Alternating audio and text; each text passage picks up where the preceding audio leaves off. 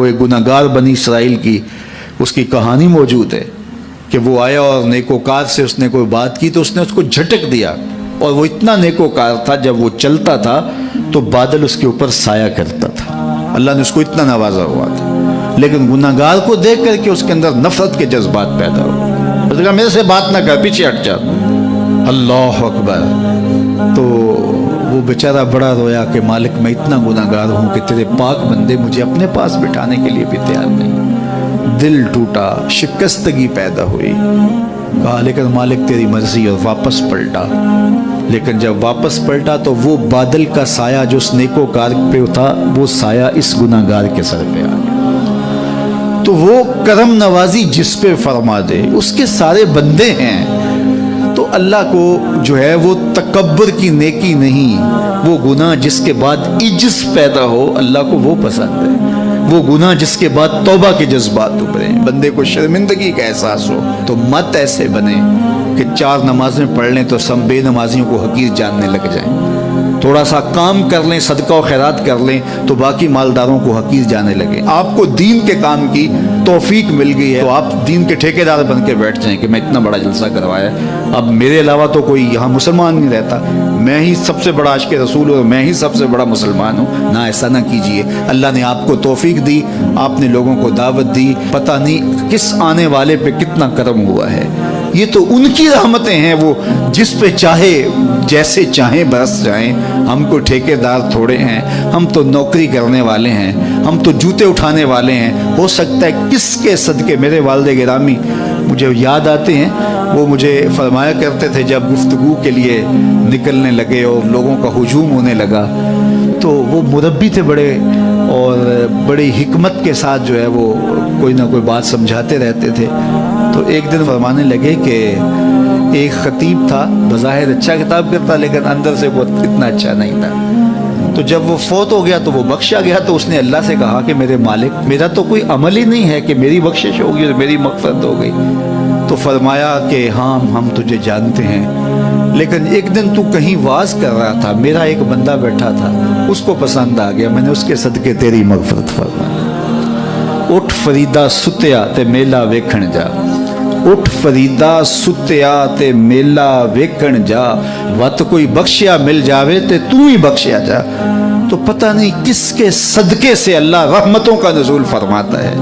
بے عمل کو دیکھ کر کے اس سے نفرت نہیں ہے، نفرت تو گناہ سے ہے، گناہگار سے نہیں ہے، لیکن کوشش کی جائے کہ یہ عمل بد چھوڑ دے۔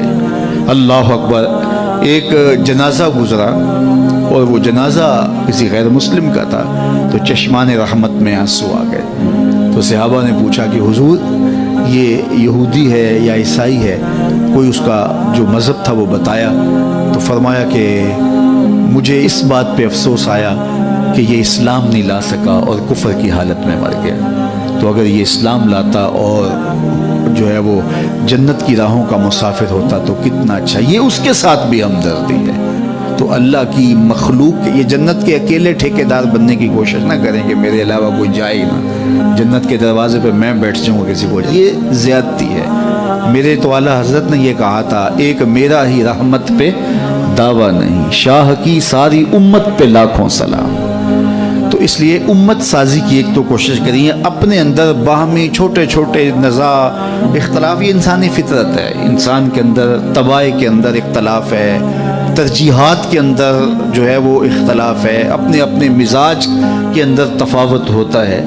تو ایسا نہ ہو کہ چھوٹی چھوٹی باتوں سے آپ جو ہے وہ امت کو پھاڑ چیر کے رکھ دیں، نہیں، بلکہ امت کا جو تصور ہے اس کو قائم رہنا چاہیے۔ تو گناہ کے بعد جب انسان کے اندر ندامت کا اظہار ہوتا ہے، وہ جو آنسو ٹپکتے ہیں، بندہ اپنے آپ کو چھوٹا سمجھتا ہے، میں اتنا گناہگار، میں پاپی، میں مجرم، میں میلا اتھرو، جب وہ اپنے آپ کو دیکھتا ہے کہ میں اتنا برا شخص ہوں، تو پھر اللہ کی رحمتیں اس کے اوپر متوجہ ہوتی ہیں۔ تو اس کو پسند ہے کہ جب بندے اس کے حضور عاجزی کرتے ہیں، اس کے حضور معافی مانگتے ہیں، تو مت کسی کو حقیر جاننا کہ یہ گناہگار ہے، نہ جانے اس کا انجام کیا ہو۔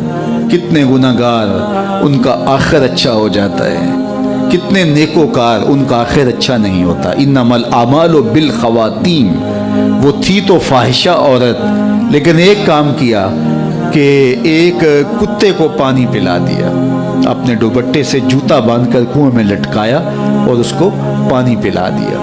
حدیث پاک میں آتا ہے اللہ اس کے صدقے سے اس کی خطائیں معاف فرما دی۔ اور ایک نے بلی کو مار دیا خاتون کو، اور وہ جہنم کی آگ میں جلنے لگی۔ اس لیے کون کس کا انجام کیا ہوتا ہے؟ ہمارے بزرگ فرماتے ہیں کہ بچے سے پیار کرو کہ اس کے گناہ کم ہیں، اور بڑے سے پیار کرو اس کی نیکیاں زیادہ ہیں، اس کی نیکیاں زیادہ ہیں۔ چھوٹے سے اس لیے پیار کہ اس کے گناہ کم ہوں گے، اور بڑے سے اس لیے پیار کہ اس کی نیکیاں زیادہ ہوں گی۔ اور اسی طرح جو ہے وہ خیال کرو کہ ہو سکتا ہے اس کا انجام بخیر ہو جائے اور اس کا آخر کتنا خوبصورت ہو۔ تو مت کسی کو حقیر جانیے گا، ایک میرا ہی رحمت پہ دعویٰ نہیں، شاہ کی ساری امت پہ لاکھوں سلام۔ تو حضور کی امت سے پیار کرو، مخلوق خدا کو جوڑنے کی کوشش کرو۔